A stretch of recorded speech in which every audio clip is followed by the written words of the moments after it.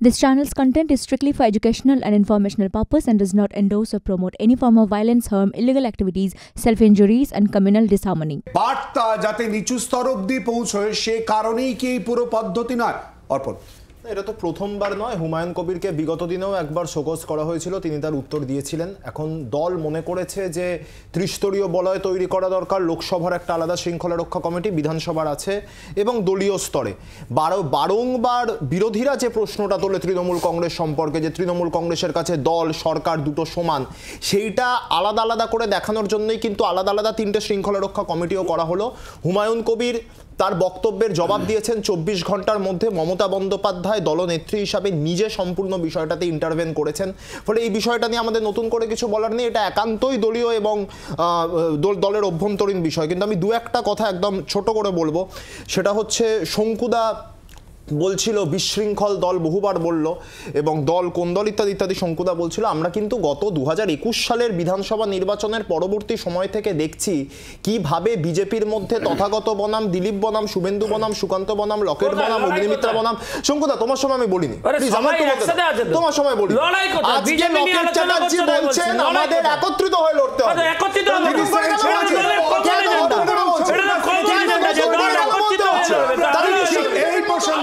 এই প্রসঙ্গ নিয়ে আমরা শুনে নেব।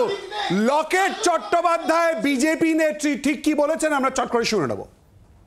সবাই আমাদের এই তিনজন যারা ছিলেন তারা সবাই নিজের নিজের যোগ্যতায় রাজ্য সভাপতি হয়েছেন এবং কেন্দ্রীয় নেতৃত্ব ভেবেছেন তারা হয়েছে, এবং লড়াইটা তো যেই আসবে তাকে তো লড়াই করতেই হবে। সুতরাং আমার মনে হয় রাজ্য সভাপতি এবং তার সঙ্গে প্রত্যেকটা মানুষ যদি আমরা ঐক্যবদ্ধ হয়ে লড়াই করি, লড়াইটা কিন্তু একের না, লড়াইটা কিন্তু রাজ্য সভাপতি এবং তার টিমের লড়াই থাকে। সুতরাং মানে কেন্দ্রীয় নেতৃত্ব নিশ্চয়ই আমাদেরকে একজন ভালো রাজ্য সভাপতি দেবেন আমি আশা করি, কারণ রাজ্য সভাপতি পদটা তো এখন যেটা ছাড়তে হবে। আর আমার মনে হয় আমাদের প্রত্যেককে আগে নিজেদেরকে সঠিক হয়ে ঐক্যবদ্ধ হয়ে কাজ করলেই আমার মনে হয় আমরা এগোতে পারি। আমরা আসবো এই প্রসঙ্গ নিয়ে। শঙ্কু প্লিজ একটু ধৈর্য ধরতে হবে, অর্পণের প্রতিক্রিয়া আগে নিয়ে নেবো। শঙ্কু প্লিজ প্লিজ অর্পণ আমরা যে ইস্যুতে ছিলাম তার পরিপ্রেক্ষিতে আলোচনা এসেছে লকেট চট্টোপাধ্যায় বক্তব্য। এইটা লকেট চ্যাটার্জির বক্তব্যটা একান্তই বিজেপির অভ্যন্তরীণ দলীয় বিষয়, সেই বিষয়ে আমাদের কিছু বলার নেই। শুধু একটাই কথা বলবো, এতদিন রাজ্য সভাপতির লড়াইটা শুভেন্দু অধিকারী বনাম সুকান্ত মজুমদার বনাম দিলীপ ঘোষ ছিল। এখন রাজ্য সভাপতির লড়াইটা রাজ্য সভাপতি থেকে রাজ্য সভানেত্রীর লড়াইতে পরিণত হয়েছে লকেট চ্যাটার্জি বনাম অগ্নিমিত্রা পাল। আমার এই বিষয়ে কিছু বলার নেই। কিন্তু সাম্প্রদায়িক উস্কানি নিয়ে শঙ্কুদা বলছিল হুমায়ুন কবির সাম্প্রদায়িক উস্কানি দিয়েছে। এক সেকেন্ড, তুমি সাম্প্রদায়িক উস্কানি নিয়ে বলেছো তো? এই সাম্প্রদায়িক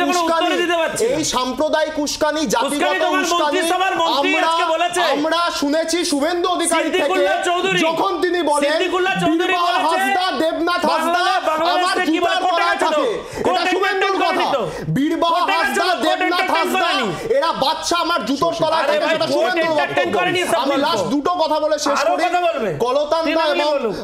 কলতান্দা এবং আমাদের কংগ্রেসের প্রতিনিধি তাতাদা বলছিলেন সিপিএম এর শৃঙ্খলাটা হচ্ছে রেজ্জাক মোল্লা তার প্রাক্তন মুখ্যমন্ত্রী সম্পর্কে বলেন হেলে ধরতে পারে না, কেউটা ধরতে পারে।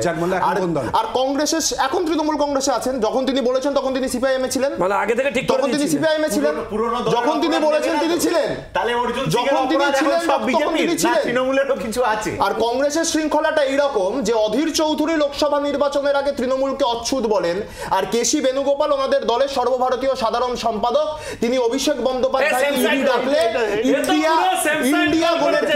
ইন্ডিয়া জোটের ক্ষেত্রে তৃণমূল কংগ্রেস। প্রথম কথা হচ্ছে যে আজকে যে কোনো দলের যে কোনো নেত্রী বা নেতা যখন বক্তব্য রাখবেন তিনি তো এটা বলবেন যে ভাই সবাই একসাথে লড়াই করুন। এক, দুই, অন্য দল সম্পর্কে যখনই আমি রিয়াকশান দিতে যাব তখন সেই দলের গঠনতন্ত্র জানতে হবে। যেমন তৃণমূল কংগ্রেসে হচ্ছে একটাই পোস্ট, বাকি সব ল্যাম্প পোস্ট, এটা যেমন জানতে হয়, ঠিক তেমনি ভারতীয় জনতা পার্টিতে এক ব্যক্তি এক পদ।